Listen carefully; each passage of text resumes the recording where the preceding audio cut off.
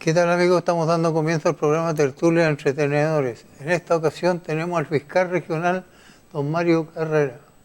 Gusto de saludarlo y tenerlo en el programa Entretenedores. Muchas gracias. Buenas tardes a todos y muchas gracias de nuevo por la invitación. Usted se saluda sola. Yo me saludo sola. Un gusto tenerlos nuevamente en nuestras pantallas, acompañándolos esta tarde. Bienvenido, Mario, un gusto. Bienvenido, Ricardo, a Entretenedores. Tal como decía usted, pues, nos acompaña aquí el fiscal regional con hartos temas interesantes a conversar. ¿O no, Ricardo? Ni se imagina. Ricardo Ortiz. Muy buenas noches, estimados la teleaudiencia que siempre nos ve, nos observa, nos comenta. Y claro, lo mejor que pudo haber pasado es que tenemos al fiscal regional, que está hoy día en la mira, diríamos, de las cosas que están sucediendo. Así que tenemos una muy agradable conversación. Fiscal, yo le pregunté fuera de cámara, ¿tiene más fiscales para hacer tanta pega? Bueno, desgraciadamente no. Y el año pasado dentro del Ministerio Público se hicieron estudios efectivamente para determinar carga de trabajo. Y esta región junto con Tarapacá fueron las regiones que bajo este estudio estaban con mayores carencias en términos del recurso humano, entre ellos, por cierto, el de los fiscales. Así que es preocupante porque estas dos regiones tienen una importancia que no solamente tiene que ver con la territorialidad que se vive, sino que también son puertas de entrada a muchas cosas. Y que en definitiva, en el concepto más amplio de la palabra, en esta región somos la Fiscalía de Chile, no solamente la Fiscalía de Arica. Y eso efectivamente debería también significar mayores recursos para poder hacer el trabajo en esta región. Bueno, nos convoca un tema que a la ciudadanía le suena mucho. El caso de las platas entregadas a las fundaciones. Son más de 140 y tantas fundaciones que están siendo investigadas por la Fiscalía. ¿Cuántas le tocaron a usted? Bueno, nosotros por el momento hemos abierto una investigación de oficio en esta región respecto del gobierno regional, pero aclarar que la instrucción a nivel nacional que tenemos desde la cabeza de la institución es por transparencia abrir investigaciones de oficio en cada una de las situaciones que pudiese ser objeto, digamos, de un análisis. Lo cual no significa necesariamente que cada vez que abrimos una investigación existen hechos constitutivos de delito. Eso lo tiene que decir la investigación. Pero a nivel nacional, bueno, ya el viernes tenemos una reunión en la Fiscalía Nacional convocada solo para este efecto. Pero ya el análisis que se ha hecho a nivel central efectivamente es por transparencia, abrir las investigaciones que sean, en las regiones que sean, y intervenga quien intervenga. Sí, fiscal, porque si la investigación dice que no hay dolo, que no hay problemas de tramitación, que los fondos están bien entregados, ¿qué pasa con la gente que anda diciendo estos son unos sinvergüenzas, los ladrones, se robaron las platas fiscales? Bueno, yo creo que eso es lo importante de la labor de la Fiscalía, porque efectivamente hoy día uno analiza las redes sociales y hay mucha crítica y cuestionamiento que en algunos casos es muy válida, pero en otros no lo es, tiene otros intereses.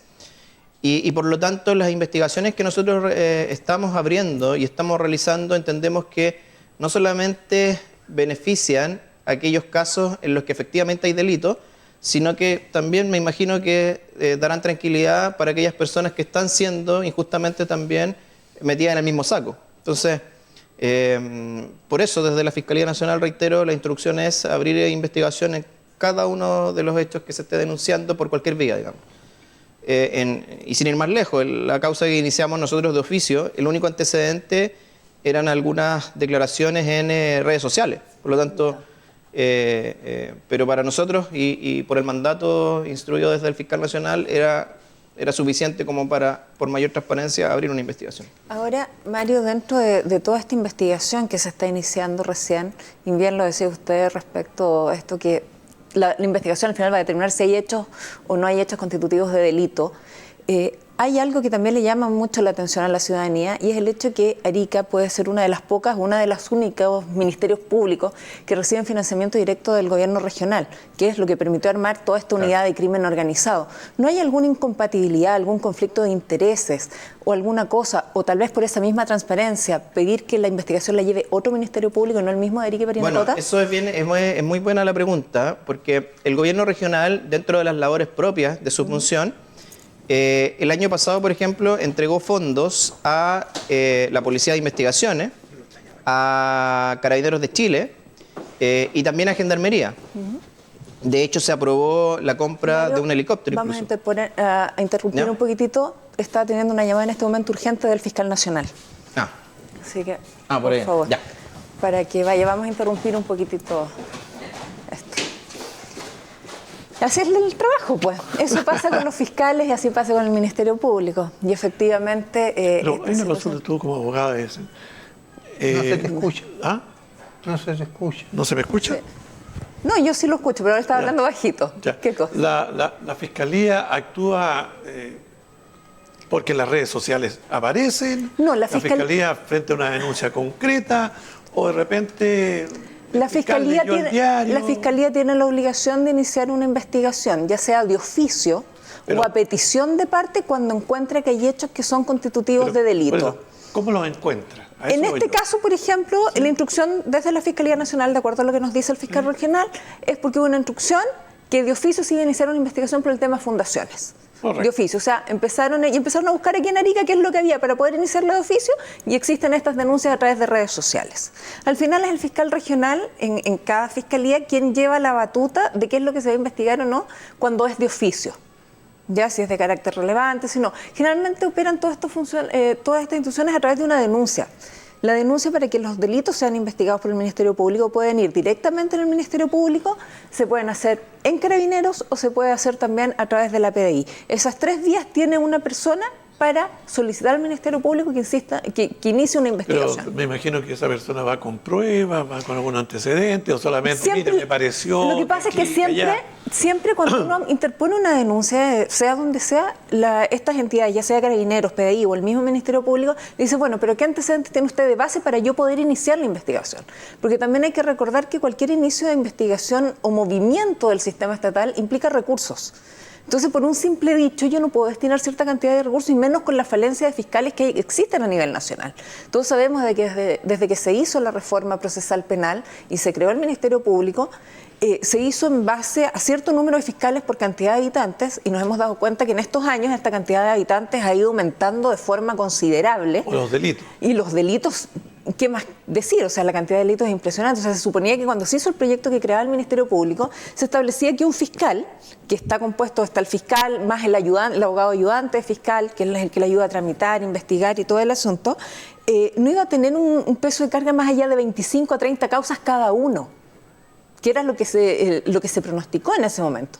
Y resulta que a veces encontramos fiscalías donde cada fiscal nos lleva una carga inferior de investigaciones menor a 150, 200, 300. Una consulta. Entonces eso es muy difícil. Un robo de un celular, ¿cae una investigación del fiscal o no? Sí. Todo delito tiene que haber. El tema es que ahí es donde viene la falencia del sistema y lo hemos conversado nosotros en otros programas. La facultad que tiene el fiscal de decir si quiere perseverar o no quiere perseverar con cierta investigación. O sea, si yo veo que tengo una carga de trabajo que es de, supongamos, llevo 100 causas. De estas 100 causas tengo delitos donde hay intereses estatales mucho más profundos que el interés propio de la víctima que le robaron un celular. Tengo que empezar a ver qué es lo que hago. Entonces, a esa víctima que le robaron el celular, ¿qué hago? Le digo, apórteme usted más antecedentes. Y ahí es donde la burocracia del sistema hace que la víctima, por una parte, se aburra y que el fiscal, obviamente, le dé más preferencia a los otros tipos de delitos. ¿Y por qué digo obviamente? Porque hay que tener claro que la reforma procesal penal, al crear el Ministerio Público, lo que hizo fue crear esta institución para dedicarse a la investigación de estos hechos constitutivos de delito, presentar las acusaciones respectivas ante los tribunales de justicia, pero mirando el interés de la sociedad, no mirando el interés de la víctima. Y es ahí donde está la gran falencia, yo creo, en nuestro sistema procesal penal. donde definitivamente con esta baja cantidad de fiscales que hay para llevar las investigaciones, la cantidad de delitos que se cometen, el tipo de delitos que se cometen entre un robo de un celular y una persona que balearon, como ocurrió ayer o antes de ayer, que balearon a una persona por el sector Miramar, ese fiscal le va a tener que dar preferencia sobre qué bien jurídico es el protegido que sea más importante, si el derecho de propiedad sobre una propiedad, sobre un teléfono, o el derecho a la vida de esa persona que fue baleada. Entonces ahí también aplica un poco de criterio por parte del Ministerio Público y de los fiscales que llevan la investigación. Pero todo eso tiene que ser sujeto a investigación, que es racionalmente cuestionable, sí. Es cuestionable porque al final yo creo que todos tenemos derecho a esa justicia y justamente se archiva porque en realidad a veces no dan los recursos o no están los antecedentes suficientes. Y es ahí donde la gente se siente abandonada y siente esta sensación de victimización más grande y que en realidad el delincuente se sale con la suya y hace lo que se le da la gana. Fíjate que en una oportunidad en mis trabajos que he tenido con el gobierno, se reunió gente relacionada con la justicia, gendarmería, los policías, y se analizó, diríamos, la delincuencia. Y este sistema. Entonces decía, la percepción de la gente es que frente a cualquier delito debiera irse preso. Claro, es que eso sería lo ideal, porque ahí se ven los resultados. Pero alguien dijo, no tenemos cárceles suficientes. No, no hay, entonces, es todo un tema. Ahí ya tenemos de regreso a nuestro invitado. Claro. Mientras estaba grabando, ¿Ya? usted fue y lo llamaron del fiscal nacional. Por lo tanto, está libre de culpa.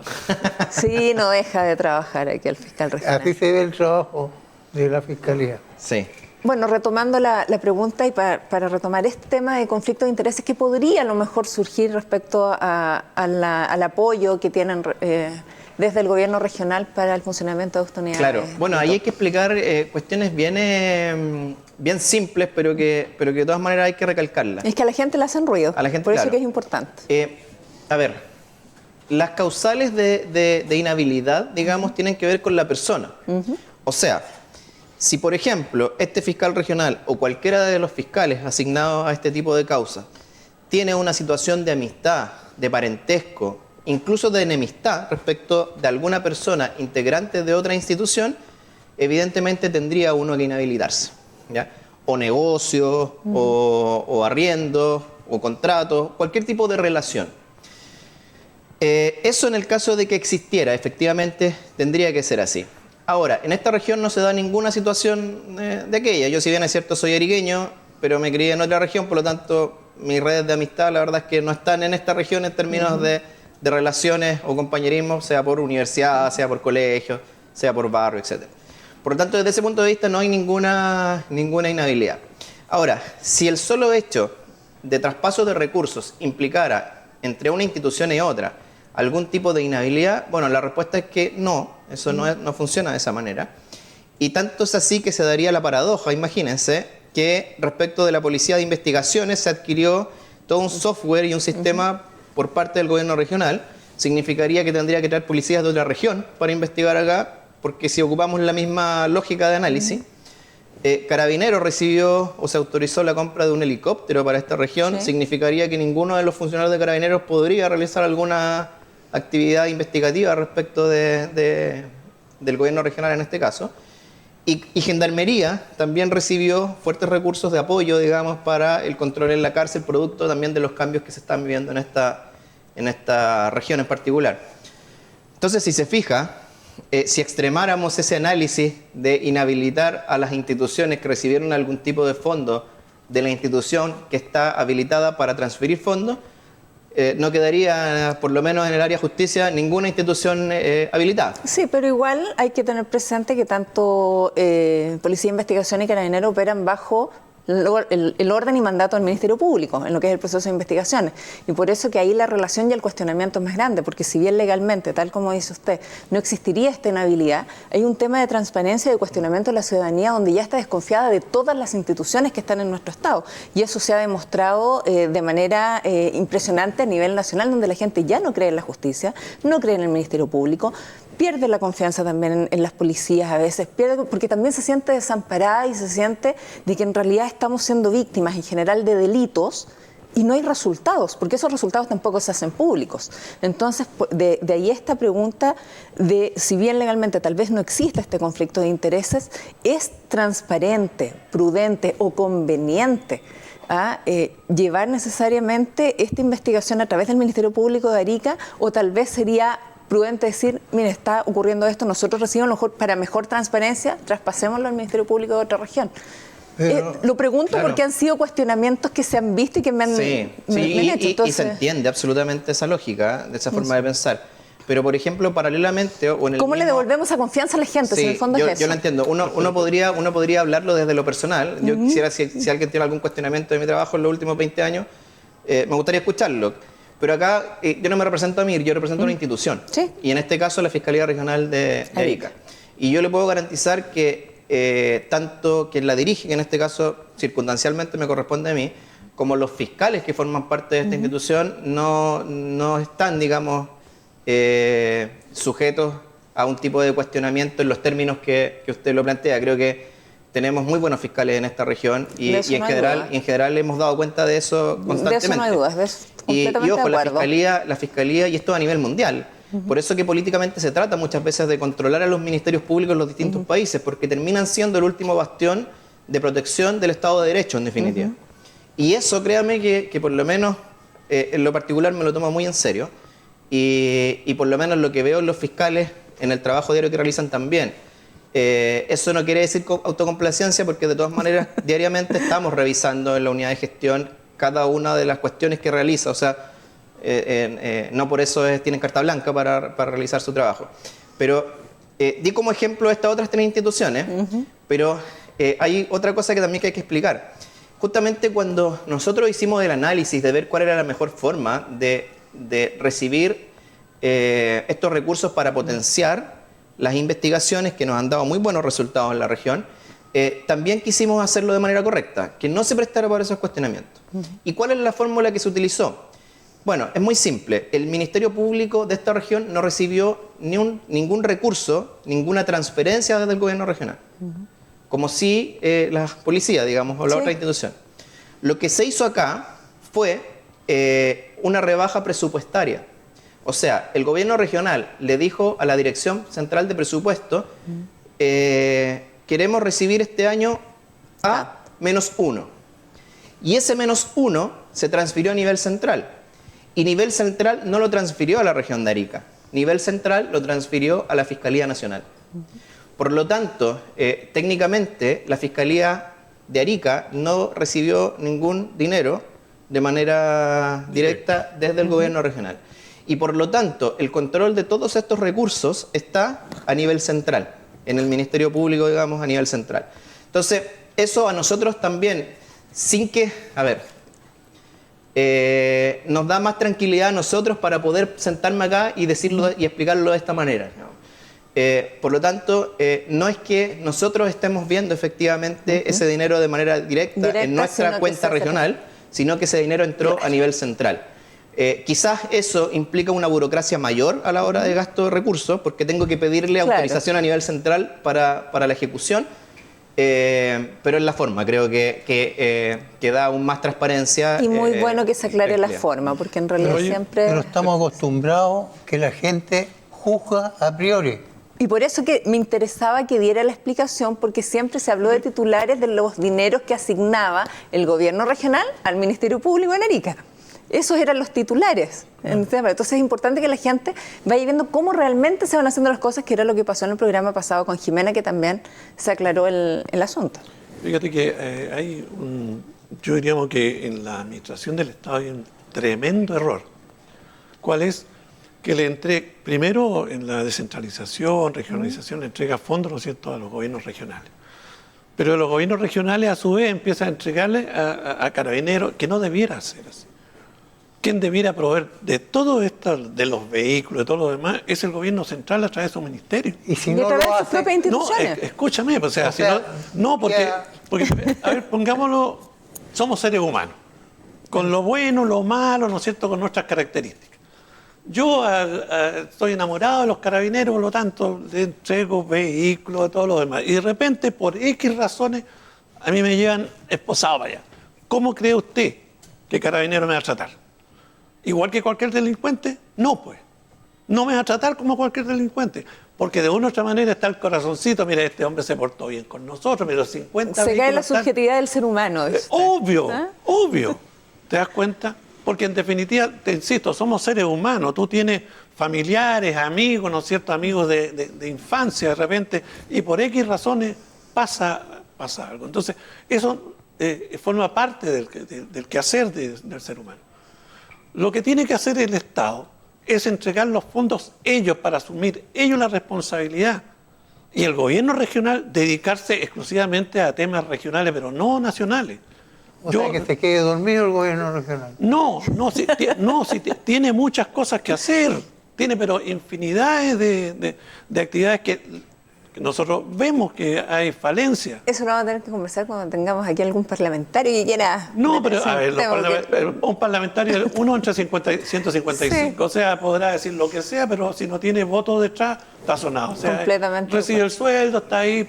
Entonces, yo quería hacerle algo, don Mario. Primero, el número de causas que ustedes tienen es infinito. O sea, siempre se ha dicho que cerro y cerro en los escritorios están por... Segundo, el Estado a través de la reforma, ¿no es cierto?, señaló que los delincuentes había que, ¿cómo se llama?, mejorarlo. Garantías de- No, pues además la garantía, del imputado. recuperarlo. Recuperarlos, claro, hay que rehabilitarlos. Exacto, entonces hay toda una reincorporarlos. política de rehabilitación para el delincuente. La verdad es que si uno hace una encuesta, es re poco los delincuentes que se rehabilitan. ¿Y sabes por qué? Porque al delincuente le dicen, señor, lo vamos a rehabilitar, pero afuera en la cárcel, va a ganar 500.000 pesos. Ese es su sueldo mínimo. Mejor salgo a vender monos. ¿Te das cuenta? Porque además, con las falencias que hoy día existen, no tanto las policías ni los fiscales, sino las falencias legales que existen para que el policía o el fiscal asuma una conducta más fuerte, que nos rebatan otro problema.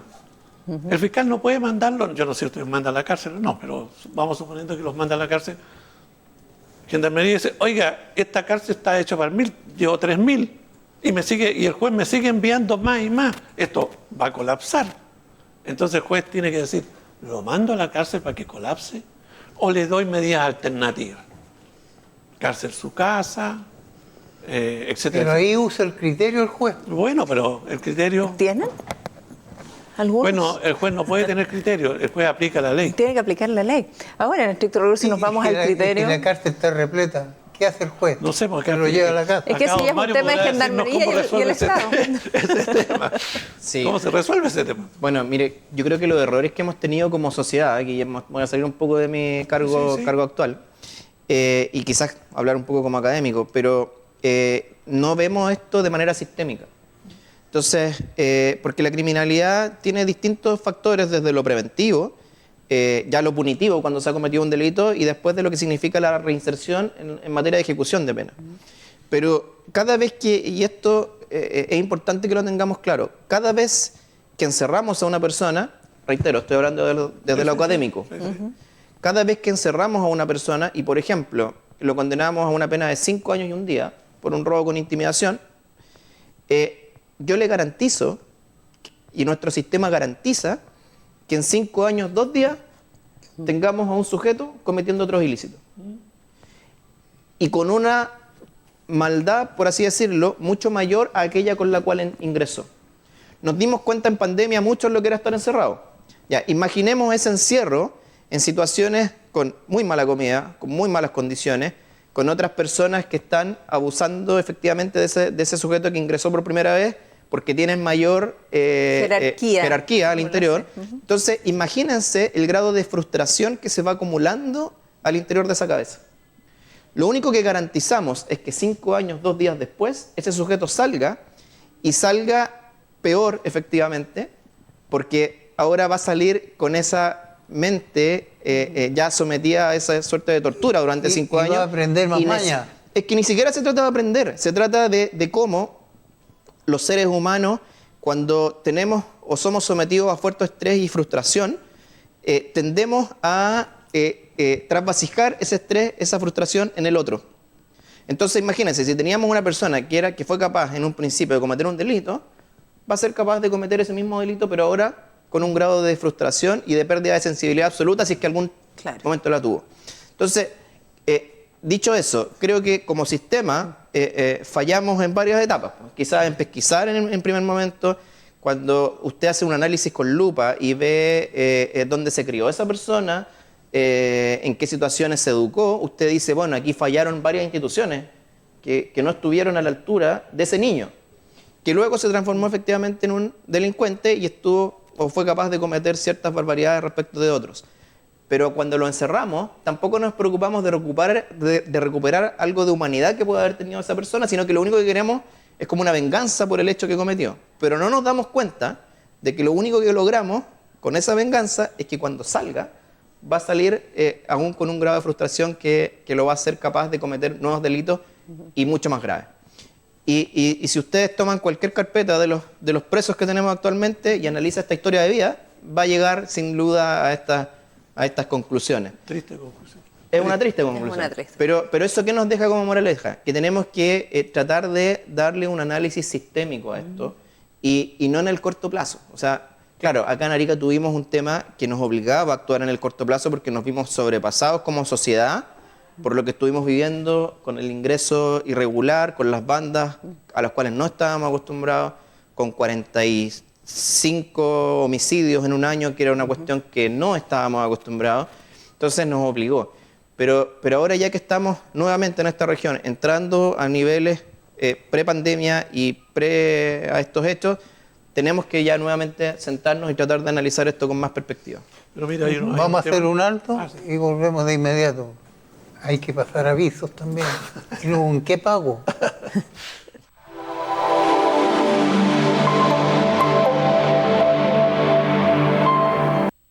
Ya, don Ricardo Ortiz, usted tenía la palabra cuando lo corté. Es que el Alzheimer me olvidé. No, lo que le señalaba. Fíjate que don Mario hizo un concepto desde el punto de vista, yo diríamos, profesional más que nada, de esta seguidilla, diríamos, del joven que está allí, que es criado, digamos, alrededor de la delincuencia, posteriormente ocurre el delito. Pero nosotros somos los principales responsables, el Estado. Y un caso que hoy día está pasando. En las laderas del cerro hay cualquier cantidad de casas que algunas la están sacando, en fin. Pero ahí se está conformando el concepto de la favela brasileña. Ahí no hay agua potable. ¿Tienen agua? No hay agua potable. ¿Se la consiguen? No, pero agua potable no tiene. Ah, O bueno. sea, como instalación misma. Era que tuvieran No, agua potable. oye, un bidón, ¿no es cierto?, con agua y que de repente hay pirigüines ahí, bichos y todo lo demás, eso no es agua potable. No tienen luz. ¿Y cómo se alumbra? Escucha, sus necesidades la hacen, ¿no es cierto?, en un cajón por ahí. Ese niño que está mirando, esa visión que tiene, esa enseñanza que tiene, mira al frente, donde hay una avenida, donde hay casas con luz, hay casas con baño, los niñitos juegan, en fin, y él allí. Y el Estado, vale decir, salud, que debiera estar evitando cualquier enfermedad producto de lo que estoy hablando, la parte social, en fin, etcétera, todos los integrantes del Estado que están, lo único que el no hacer nada, ya sea por burocracia, porque no tienen plata, por lo que sea, están creando un grupo de jóvenes, ¿no es cierto?, que el día de mañana van a ser expertos en delincuentes. Entonces no nos quejemos después, oiga, se aumentó la delincuencia, si hoy día lo estamos haciendo, si no le damos solución, habiendo solución. Porque sin embargo, y perdone que salga en esto, es bueno traer un helicóptero, sí, 6.000 millones de pesos, no sé cuánto es. Pero ¿por qué no lo metemos allí? ¿Cuánto nos cuesta que ese joven, ese jovencito, ¿no es cierto?, tenga una mejor expectativa ante la vida, ante la sociedad? Entonces también tiene que ver con nuestra dirigencia. Nuestra dirigencia, ¿para dónde está mirando? Una ciudad, ¿cómo la está mirando? Oiga, ¿usted está bueno para candidato? No, acá Siempre tenemos, eso. ¿no es cierto?, tenemos un fiscal que debe estar hasta la coronilla con trabajo. Y dice, no me llega fondo, no me llega personal. Yo diría que es un llanto escondido de su corazón, de decir, no puedo hacer más allá de lo que yo quisiera hacer, porque me veo imposibilitado. Y la gente a través de los WhatsApp y todo lo demás dice, oye, estos gallos no sirven para nada, son todos no sirven para vergüenza, a lo mejor está coludido también, etc. Entonces la descomposición de la sociedad hoy día nos está creando gravísimos problemas para la democracia. Gravísimos problemas. Porque no le creemos a nadie. Y no le creemos a nadie porque nuestros dirigentes que tienen que colocar los dineros donde tienen que colocar, no lo colocan. Y ahí estamos. Y ahí estamos. Vote por otra persona, no vote por el que votó. Siempre la democracia hay que por alguien hay que votar. Eso. Ese es lo más malo de la democracia, pero dentro de todos los gobiernos la democracia, no siendo el mejor, es la mejor. Pero volviendo ahí al tema en que íbamos a retomar al regreso de comerciales, el crimen organizado, una gran sorpresa en nuestro país, y Arica y el Ministerio Público de Arica se ha caracterizado por crear esta unidad específica contra el crimen organizado. ¿Cómo va funcionando eso? ¿Qué resultados se han visto para que lo conozca la gente, la ciudadanía? Porque ya muchas investigaciones todavía están en proceso, entonces no se ha visto mucho lo que es el final del proceso. Sí, del procedimiento. Quiero enlazar las dos preguntas porque creo que hay varias cosas buenas que rescatar. Nosotros efectivamente necesitamos funcionarios públicos que no solamente estén en el cargo para sobrevivir a él. Me voy a explicar. Para mí hubiese sido mucho más fácil, como autoridad, no pedir fondos a nadie. No voy a ganar más ni menos. ¿Para qué voy a contratar más gente? Si esto, digamos, no es culpa mía, el gobierno central deja pasar gente, podría buscar miles de explicaciones. Haber trabajado con lo que se tenía y punto. Y quedarme tranquilo, sabiendo que lo que tenía, evidentemente, no me alcanzaba absolutamente para hacerme cargo de nada. O podría efectivamente sentarme con mi equipo directivo y analizar las fórmulas de cómo responder a esto que estuvimos viviendo desde comienzos del año pasado y que algo había que hacer. Y efectivamente, no solamente pedí fondo al gobierno regional, también al gobierno central. De hecho, vino el señor Monsalve acá y firmó en la Fiscalía un aporte de funcionarios y de fondos también en la misma línea. Entonces, recibimos esos dos espaldarazos fuertes y que se dieron además en la medida de que íbamos mostrando resultados. Porque tampoco ninguna autoridad y nadie en general va a aportar recursos a quien no está haciendo bien el trabajo. Y la verdad es que las estadísticas nos empezaron a sonreír desde el día 1. Esta unidad también, como nosotros la habíamos planificado de antes, porque claro, estalló el tema el año pasado, pero nosotros veníamos viendo que el fenómeno se venía bastante antes. Entonces, por eso nosotros incluso alcanzamos a presentar ese proyecto al gobierno anterior, antes de que se fuera el intendente, digamos, antes de que cambiara el gobierno, porque la figura del gobernador llegó después. Sí. Nosotros ya habíamos presentado estos proyectos con las necesidades, o sea, ya teníamos claro cuáles eran nuestras falencias, los teníamos medidos, cuantificados y qué necesitábamos. Y en ese margen, efectivamente, al final se nos apoyó por estos dos mecanismos, por el Ministerio del Interior y por el Gobierno Regional. Y claro, al año pasado, en esta fecha, teníamos 26 homicidios, cerramos julio con 28, y hoy día tenemos 13 homicidios a este mes, o sea, bajamos en más de un 50%, ¿ya? Por lo tanto, logramos quebrar esa curva. Y claro, ¿quiénes son los homicidas? Efectivamente son los sujetos que estamos pidiendo 7 presidios perpetuos por la causa, por ejemplo, vinculada a Tren de Aragua. En Tren de Aragua acusamos ya a 44 sujetos y tenemos otros 15 que hemos detenido después, pero teníamos que cerrar esa causa en algún momento. Entonces, y esos sujetos, evidentemente, de acuerdo a lo que nosotros hemos logrado, digamos, determinar, son responsables de al menos 20 homicidios del año pasado. Lo estamos acusando por 7 porque en eso tenemos las pruebas concretas, pero en el resto seguimos trabajando para analizar si podemos. Se sigue investigando para que sea... Ahora, eso es para darle tranquilidad a las familias, porque en términos de pena, 7 homicidios versus 20, la verdad es que no tiene mucha diferencia en términos de que más allá del presidio perpetuo no tenemos nada, digamos. Claro. Entonces, pero claro, se han visto muy buenos resultados. Los analistas que hemos contratado, la tecnología que hemos adquirido. Sin ir más lejos, hoy día nos llegaron 8 teléfonos para analizar en nuestra fiscalía, que nos estaba pidiendo una fiscalía al sur del país. O sea, estamos a un nivel hoy que incluso tenemos un espacio para ofrecer servicios, digamos, a otras fiscalías en sus investigaciones. Nos llegaron 8 teléfonos para analizar desde otras fiscalías. Y somos la región de Arica, o sea, somos una región extrema, digamos, que en realidad nos enorgullece que otras regiones del sur del país con más recursos en términos formales como regiones nos pidan ayuda a nosotros. Y hace un mes más o menos estuvo acá, esto fue inédito porque en los 20 años que lleva el Ministerio Público, primera vez que se da, por lo que me decían, vino toda la plana de autoridades del Ministerio Público del área administrativa, o sea, los gerentes de unidades, porque querían venir acá a ver en terreno el por qué nosotros estamos, y es que esto se ve muy gráfico cuando uno analiza las estadísticas nacionales, por qué estamos de manera contracíclica, por qué todas las otras regiones están subiendo sus índices y nosotros en cambio bajando. El año pasado salimos mucho en los medios. Este año salimos en los medios por desenterrar 2 cadáveres que eran muertos del año pasado. O sea, incluso el hecho que hoy día nos puso en los medios era un hecho del año anterior. Y hoy día vemos cómo se está dando, digamos, la realidad en otras regiones que están viviendo o están empezando a vivir el fenómeno que vimos nosotros el año pasado. Entonces, claro, como nosotros tenemos avanzado la respuesta y nos dio buenos resultados, efectivamente vino toda la plana mayor y sacaron acá buenas conclusiones para replicar en el resto de la región, del país, digo. Del país. Y bueno, y nos llegan ahora, además, el gobierno central en el proyecto homicidio. Esto es una buena noticia porque nos llegan otros 20 funcionarios para seguir en la misma. Qué bueno. Yo tenía el temor de que como estábamos bajando los índices nos dijeran no necesita. Como ocurre a veces con el niño que está haciendo bien las tareas, que en realidad le dan más tareas en vez de darle más medios.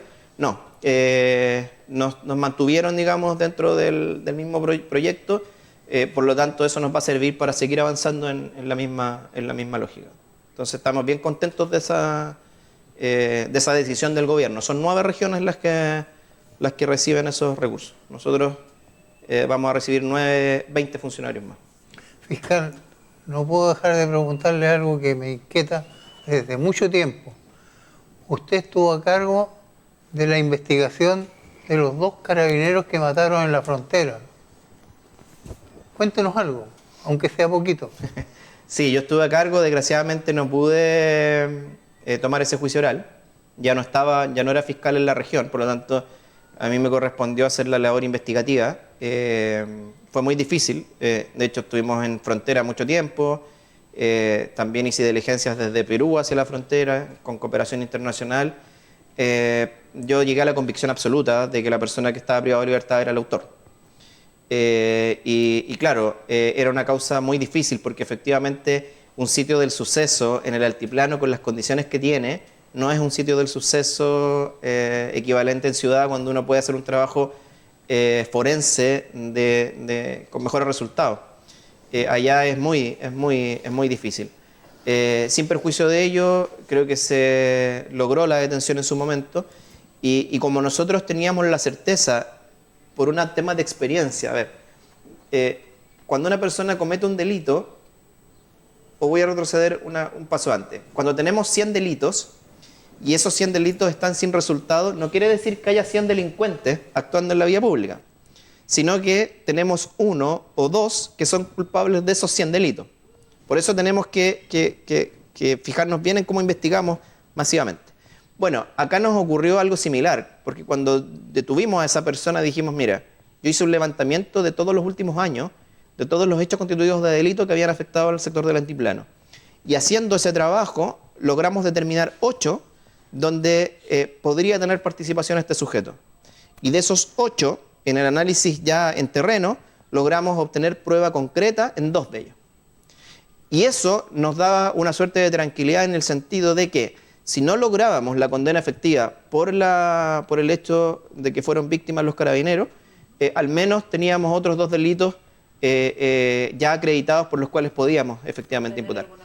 Y bueno, y se dio esa situación, desgraciadamente, reitero, la convicción por lo menos de que nada era de total participación de este sujeto, pero fue absuelto por esa causa en definitiva y fue condenado por los 2 delitos de robo en lugar habitado, ocurridos en el altiplano.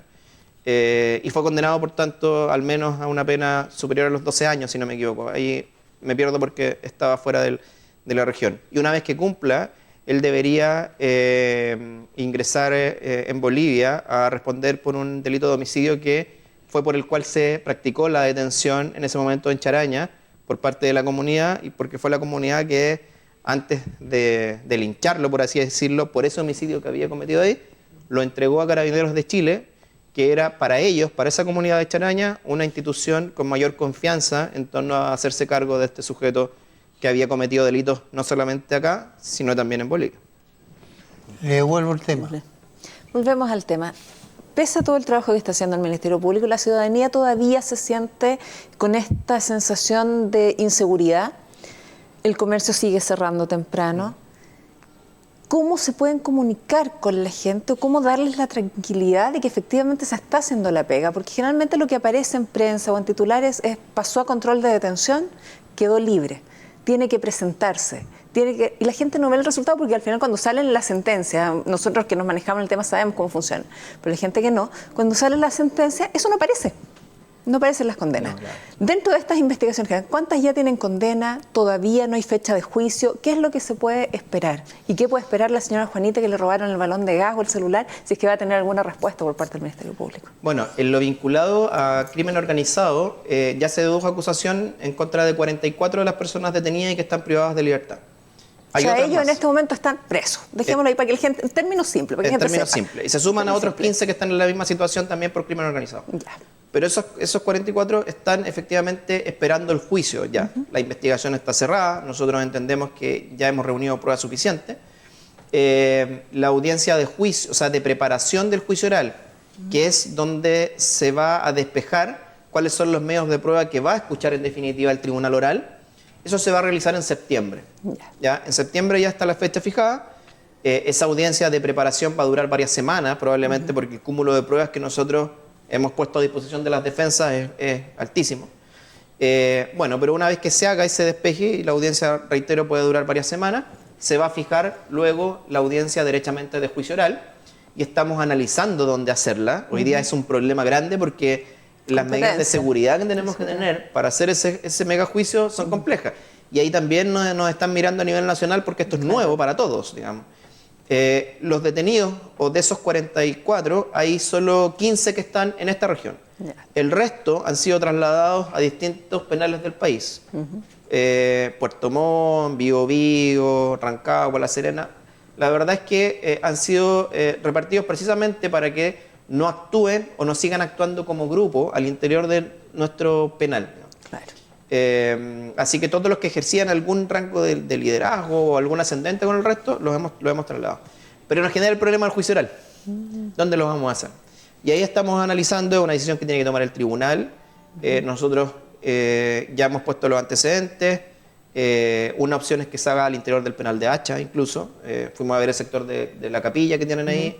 Pero lo cierto es que cuando se haga, tiene que hacerse, no puede realizarse ese juicio bajo las normas o el uso del resto de los juicios, porque no solamente pone en riesgo a quienes estamos actuando, sino que también a los demás usuarios del tribunal, por ejemplo, que van ese día a audiencias o que tienen otras actividades. No podemos tampoco mantener a todo el personal de Carabineros en esos 6 meses, 8 meses que dure ese juicio, pendiente solamente de un edificio en la ciudad. Entonces, se fijan, hay muchas cosas que tenemos que analizar ahí. Mucho tema logístico ahí. Hay mucho tema logístico, pero se está viendo a nivel central, porque ya se ve que este problema se va a dar efectivamente en el resto de las regiones. Por lo tanto, cómo se resuelve acá va a marcar un poco la pauta de cómo se va a resolver en el resto del país. Tarapacá, por cierto, debería ser la que a continuación tenga estos mismos problemas. Ya. Y luego vamos a ver en el resto del país. El aumento de la delincuencia, que ha sido exponencial en estos 2 últimos años, la percepción de la ciudadanía con respecto a la delincuencia, nos hace pensar que hay que reestudiar el sistema, digamos, que conlleva que este delincuente no aumente. Que las bandas estas que de repente aparecen y que antes no existían, o existían minoritariamente, ¿no es necesaria una reingeniería en todo el sistema? Porque lo que usted está diciendo, vamos a hacer un juicio, 8 meses, ¿dónde? ¿Cómo? ¿Qué hacemos con todo el personal? ¿Va a sentir amedrentado la secretaria que escribe? Dice todo, voy para allá, los mismos delincuentes que tienen que tener sus propias gente, como lo hacía este hombre el de Colombia, diríamos. ¿Ah? Escobar. Escobar, en la película ya sabía que Claro. amedrentaban a los jueces, amedrentaban a cuántas personas, incluso con la muerte. ¿Estamos visualizando esa situación y estamos haciendo algo para prever esa situación? Sí. ¿O estamos esperando que los hechos después... No, sí.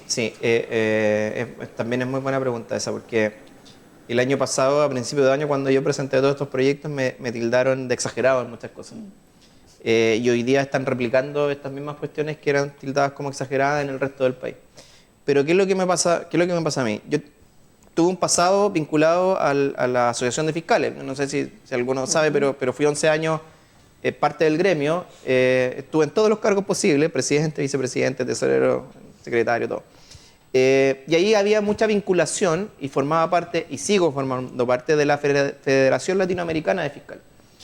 Y ahí aprendí una cuestión bien cierta, que a nosotros los chilenos se nos olvida. Nosotros estamos insertos dentro de un continente. Y ese continente tiene prácticas que efectivamente de una u otra forma se van replicando. Si usted me dice si en Ecuador hace 6 años habían asesinado a algún fiscal, probablemente no. Hoy día ya llevan 3, 4 este año. Entonces, mi visión muchas veces desde Arica no está hacia lo que ocurre en Santiago, en Biobío, sino que está lo que ocurre en Perú, en Ecuador, en Colombia, etc. Entonces, y desde ese punto de vista, todas las medidas de seguridad que nosotros comenzamos a implementar fueron pensando efectivamente en que el fenómeno no viene desde el sur hacia acá, sino que viene desde el norte hacia acá. Y por eso todas estas medidas, efectivamente, autos blindados, nos dijeron en un momento, oiga, pero eso es una locura. A ver, yo estoy exigiéndole a los fiscales que vayan al sitio del suceso, pero si les exijo que vayan, tengo que enviarlo por medidas de seguridad. Con seguridad. En Colombia no hay ningún fiscal que no ande en un vehículo blindado, porque se cansaron de tener mártires. ¿Sí? Es una respuesta. Entonces yo no quiero un mártir para después pensar que tengo esa necesidad. Y hoy día, claro, hoy día en el resto del país efectivamente se está viendo de una u otra manera como una necesidad. Entonces sí nos hemos preocupado la respuesta concreta de que hay que hacer cambios en la forma en cómo intervenimos, porque lo peor que nos puede ocurrir es que un fiscal no tome decisiones que tenga que tomar por temor. Sea por una amenaza concreta o sea por sentir que puede venir algún tipo de represalia. Y en ese sentido hemos tomado todas las precauciones. De hecho, el fiscal que ve o que investiga la causa de Tren de Aragua, lo primero que hice el año pasado para que él pudiese trabajar tranquilo, con su familia tranquilo, es sacarlo de la región. No está viviendo en la región. Entonces, esa medida que también alguien podría haber dicho que era exagerada, no, pues si yo necesito a alguien que se concentre en la investigación, no se concentre en que su hijo llegó al colegio o no llegó al colegio. Entonces, claro, ese tipo de cuestiones nosotros sí las hemos tenido en consideración. Y aquí decirle a la comunidad, o sea, tenemos fiscales que están tan comprometidos con esto, que están dispuestos a cambiar su lugar de residencia, la de sus hijos, las amistades de sus hijos y todo lo que implica el desarraigo de decirle a una persona que por trabajo, por este tema en particular, tienes que ir. Pero nos parecía que el fin lo justificaba absolutamente. Entonces, y bueno, y nos ha ido bien. O sea, eso está además sobre la mesa, pero creo que todas esas consideraciones efectivamente hay que tenerlas. El sistema procesal penal que le da más beneficio a los delincuentes que a las víctimas es un factor contrario a hacer justicia en Chile. Mire, siempre se pone eso sobre la mesa y pasa en este país y en el resto del mundo también. Pero cuando uno mira crudamente la población carcelaria, la verdad es que es contraintuitivo, porque no podemos decir que estamos dejando libre a la gente si la población carcelaria crece y crece. O sea, en algún punto estamos equivocados, digamos, o tenemos que hacer un análisis distinto. Entonces, primero, señalar que esa sensación de impunidad derivada de la libertad de una persona, por lo menos los datos carcelarios lo contradicen, porque ha ido en aumento. Ahora, de nuevo, me voy a salir de fiscal. Yo como fiscal lo único que quiero es precisamente pedir penas privativas de libertad. Como académico, me parece que no necesariamente es la solución. Por los factores que les señalé antes de analizar efectivamente. Miren, piensen que nosotros hemos llegado a analizar y esto lo hicimos las personas que iban saliendo de la cárcel, ¿dónde van? Y resulta que lo hemos detenido porque efectivamente han cometido otros delitos. Porque nuestro sistema no reinserta. No reinserta. Entonces, ahora, donde sí estamos al debe es en las unidades de víctimas. Porque las unidades, a ver, la gente lo que siente es que va a la fiscalía o a otra institución y no se le está escuchando, aunque la institución sí está trabajando su caso. Pero la institución está tan imbuida en una vorágine de audiencias, de solicitudes, etcétera, que no se detiene a tener una pausa y explicarle a las personas. La gente entiende. La gente absolutamente entiende. Yo, dentro de lo que hemos hecho comunicacionalmente, estuve yendo ahora por seguridad un poquito, lo paramos, pero yendo una vez a la semana a cada una de las juntas de vecinos. Y claro, cuando uno le explica a las personas, la gente entiende. Pero creo que ahí estamos fallando como sistema. Entonces, a las víctimas no las estamos elevando en el rol que tienen que tener de entender aquello que se está resolviendo. Y no una mera carta, no una mera explicación de 5 minutos, porque hay 10 citados más, sino que una explicación más pausada. Y acá lo que hemos hecho para tratar de responder eso son 2 cosas. Potenciamos la unidad de víctimas, gracias a los recursos que nos dieron desde el gobierno central y del gobierno regional. La unidad de víctimas tenía 4 funcionarios, ahora tiene 13. Lo que nos da obviamente más cobertura en este punto en particular. Y además en la atención de público, que había 1 persona y media, ahora pusimos 2 abogados y una trabajadora social para que le expliquen a la gente y para que pesquisen otras cosas. Si usted va a la fiscalía, esto pasaba antes, y llevaba su contrato de arriendo, la abuelita con su contrato de arriendo, que va a buscar justicia, obviamente. Y ahí lo único que se encuentra es, no, esto no es de acá. ¿Qué imagen se lleva esa persona respecto a la institución Ministerio Público? Pésima. Aunque la respuesta era correcta. Pero claro, ¿qué estamos haciendo ahora? Ahora esa persona la sentamos, un abogado nuestro le explica por qué es otra institución y además la contacta con la otra institución. O sea, llama a la Corporación de Asistencia Judicial, por ejemplo, mire, y vaya el miércoles a las 3 y tiene que llevar este papel.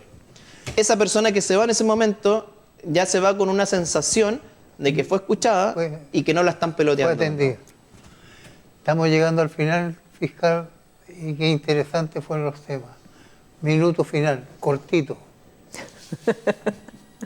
No, siempre queda mucha pregunta, mucha respuesta, mucha inquietud, especialmente hoy día con todo lo que está pasando sobre la justicia, la delincuencia. Muy grato, deberíamos haberlo escuchado, estos planes, ¿no es cierto? Y esa dividió, diríamos, como fiscal y lo hizo también como un ¿cuánto se llama? Un funcionario de la universidad, me digo, mirando como otro objetivo. Agradecido por todo. Gracias a usted, don Ricardo. Usted, Daniela. Yo, ¿qué puedo decir? No, la gente creo que en su casa tiene que quedar tranquilo, es muy importante, yo creo que hay que hacer énfasis que si usted se siente víctima de un delito, hacer la denuncia correspondiente. Muchos se quedan callados y no denuncian por ese temor a la burocracia, por no tener que ir a declarar, es que me van a pedir más cosas. La única forma de que las organizaciones funcionen es cuando se echan a funcionar. ¿Y se echan a funcionar a través de qué? De la denuncia, ya sea directamente al Ministerio Público, en Carabineros, en la PDI. Eso es súper importante. Y a veces, si usted no ve mucha noticia de qué es lo que está pasando o por qué no dicen qué pasó una u otra cosa, es que justamente es materia de investigación. Y resulta que si eso se hace público, se puede venir abajo una investigación y eso también es importante que la gente lo tenga claro. Porque muchos exigen, y sobre todo la prensa, y aquí es verdad, no, pero es que ¿qué pasó? Es que están haciendo esto, están haciendo lo otro. Y eso alerta también al grupo que se está investigando. Así que yo creo que hay que tener un poquitito de conciencia social y darse cuenta que las instituciones están funcionando y hay que dejarlos trabajar en cierta medida. Fiscal, un minuto final. Sí, quiero tomar ese punto, en realidad, lo de la denuncia. Sí, los fiscales somos funcionarios que trabajamos entre 4 paredes. Por más que trate de venir acá, de ir a terreno, de ir a otros lugares, precisamente es para conocer más la sensibilidad de lo que está pasando. Pero a nivel macro, nosotros trabajamos, mis fiscales trabajan en una oficina. No tienen esa percepción del vecino que dice, todos saben lo que ocurre en la casa de la esquina y nadie hace nada. Bueno, si esa información no nos llega a la Fiscalía, la verdad es que se mantiene en una situación que no existe en términos prácticos. Entonces, nosotros creamos un medio de comunicación que está en www.fiscaliadearica.cl. Después ojalá lo repitan cada vez que puedan. Donde van a encontrar un formulario muy básico. Si usted quiere denunciar algo y no quiere perder el tiempo en ir a una unidad policial, no quiere perder el tiempo en ir a la fiscalía o en gastos para estacionar, etcétera, entre a ese link. La denuncia vale lo mismo que si usted hubiese ido a Carabineros o si hubiese ido a la fiscalía. Y además, por favor, es independiente de que a veces uno sabe que no va a haber resultados. Si yo salí a la calle y mi auto no tiene espejo y veo que no hay cámaras, pregunto a los vecinos, yo sé que quizás sea muy difícil esperar un resultado, pero créanme que ese hecho en particular para nosotros en el análisis global de los casos que tenemos nos permite ir viendo cómo se mueve el delito y dónde va a actuar ese delincuente con posterioridad. Entonces, esa información para nosotros es muy útil. Por favor, el llamado es entonces a que denuncien y lo pueden hacer desde su casa, lo pueden hacer desde su teléfono en www.fiscaliadearica.cl. Ya está clarito, ya saben, www.fiscaliadearica.cl. Más claro imposible. Muchas gracias, fiscal, por haber estado con nosotros en esta oportunidad. Gracias, Ricardo, gracias, Daniela. Con ustedes, amables televidentes, nos volveremos a encontrar en un programa. Muchas gracias.